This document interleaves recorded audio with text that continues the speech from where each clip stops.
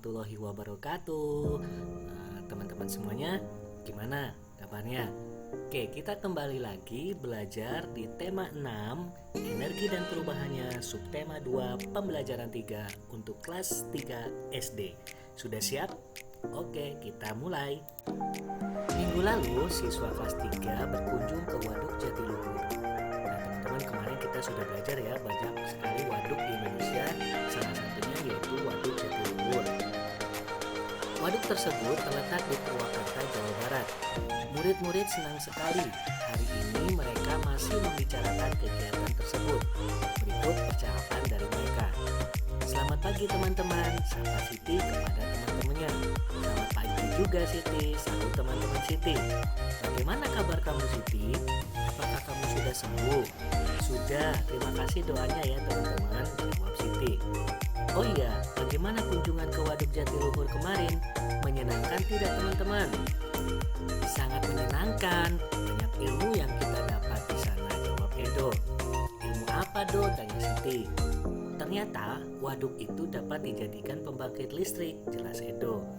Iya, makanya Waduk Jatiluhur itu disebut sebagai waduk atau PLTA, yaitu pembangkit listrik tenaga air, tambah Udin. Karena energi listrik berasal dari tenaga air, bagaimana cara energi air menjadi energi listrik? Siti semakin ingin tahu. Energi gerak air akan memutar alat yang disebut turbin, lalu turbin menggerakkan generator listrik. Bergeraknya generator listrik inilah yang akan menghasilkan tenaga listrik, jelas Udin. Listrik yang dihasilkan kemudian disalurkan ke gardu-gardu listrik. Bani menambahkan, nah dari gardu itulah listrik disalurkan ke rumah-rumah atau ke kantor-kantor. Itu melengkapinya. Oh begitu ya, terima kasih ceritanya ya teman-teman, ujar Siti kepada teman-temannya. Begitulah keseruan pembicaraan Siti dan teman-temannya. Dari pembicaraan mereka, kalian mendapat informasi tentang manfaat waduk sebagai pembangkit listrik. Selain sebagai pembangkit listrik, waduk juga digunakan untuk keperluan lainnya seperti irigasi atau pengairan sawah, perikanan, dan juga sebagai tempat wisata. Betapa besar manfaat waduk itu ya teman-teman ya. Oleh karena itu dapat dibayangkan nih teman-teman apa yang akan terjadi jika waduk kering, sawah-sawah akan kekeringan dan persediaan energi listrik menjadi berkurang. Sekarang coba teman-teman pikirkan apa akibatnya jika tidak ada listrik, apa pula jika sawah kering.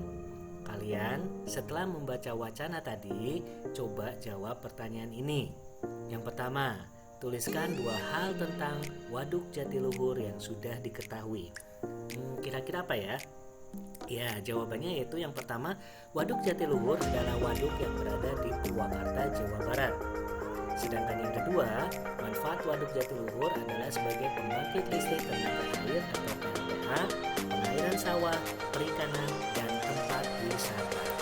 Pertanyaan yang kedua, bagaimana tenaga listrik dihasilkan oleh air dalam waduk? Ceritakan secara singkat teman-teman. Jawabannya itu gerakan dari generator sehingga menghasilkan energi listrik.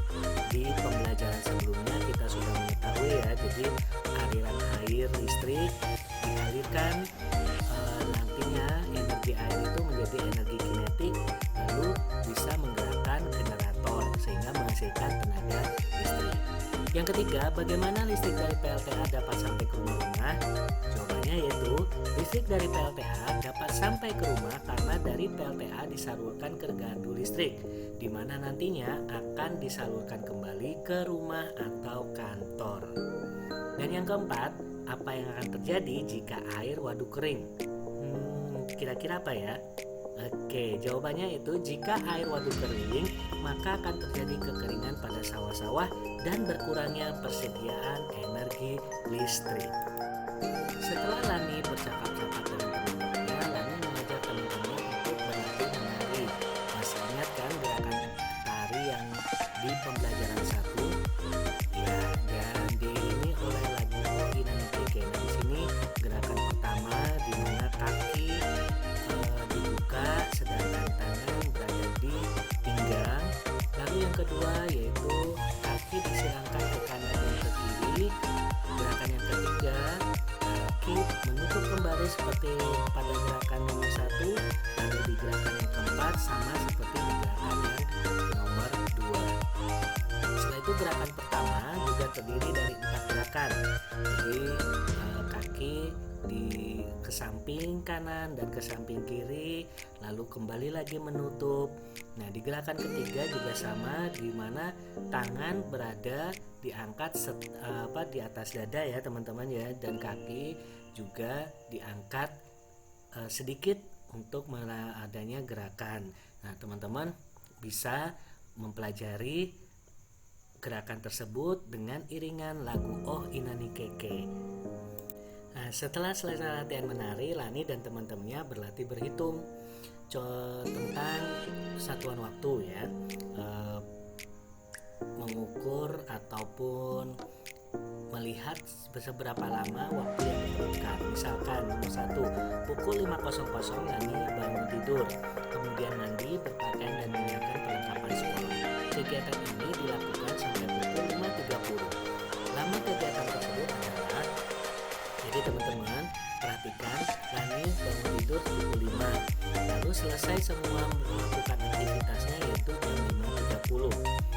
Artinya 5.30 dikurangi 05.00 hasilnya yaitu 30. Jadi lama Lani menyiapkan atau memerlukan waktu sebanyak 30 menit.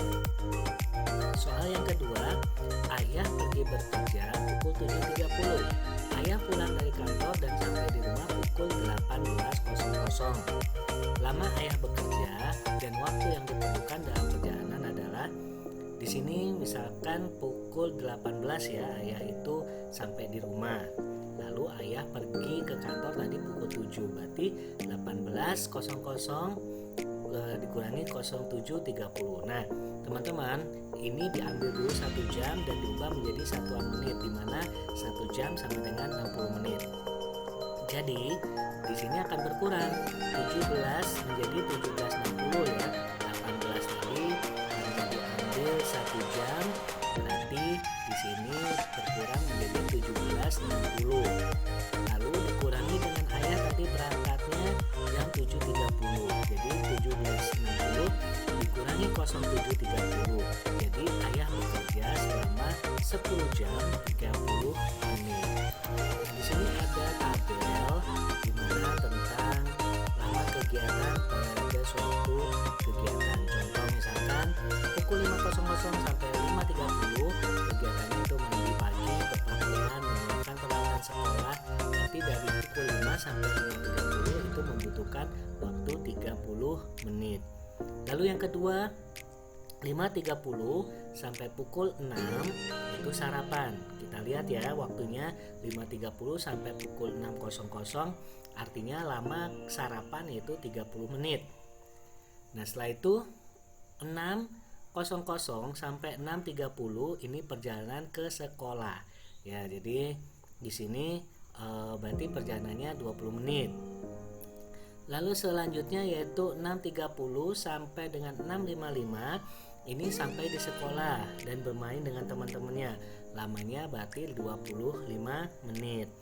Pukul 7.00 sampai 12.30 belajar di sekolah. Berarti lamanya kita lihat di pukul 7 sampai 12.30 berarti 5 jam 30 menit. 12.30 sampai 13.00 ini perjalanan pulang. Nah, di sini dari setengah 1 sampai jam 1 berarti membutuhkan waktu 30 menit. Jam 13.00 sampai jam 13.30 merapikan pakaian, ganti pakaian dan makan siang. Dari 13.00 sampai 13.30 berarti waktu yang diperlukan yaitu 30 menit. 13.30 sampai 15.30 yaitu istirahat siang. Berarti lamanya kira-kira sekitar 2 jam. 15.30 sampai 15.45 ya ini ya, mandi sore, berarti lamanya yaitu 15 menit. 15.45 sampai 16 ini berangkat ke tempat kursus, berarti berangkatnya ini memerlukan waktu 15 menit. Pukul 16.00 sampai 17.30 ini kursus musik ya. Nah, di sini 1 jam 30 menit. Nah, selanjutnya pukul 17.30 sampai 17.45 perjalanan pulang ya dari tempat kursus. Nanti waktu yang dibutuhkan yaitu 15 menit. Pukul 17.45 sampai pukul 18 istirahat sambil menonton TV. Nanti waktu yang diperlukan yaitu 15 menit. Pukul 18.00 sampai 20.30 mengulang pelajaran atau belajar. Berarti lama belajarnya yaitu 2 jam 30 menit. Pukul 20.30 sampai pukul 5 ini adalah tidur. Berarti kalau dilihat di sini berarti lamanya yaitu 8 jam 30 menit. Nah, demikian teman-teman, kita sudah belajar tema 6 energi dan perubahannya, subtema 2 pembelajaran ketiga untuk kelas 3 SD. Kita ketemu di tema-tema selanjutnya. Assalamualaikum.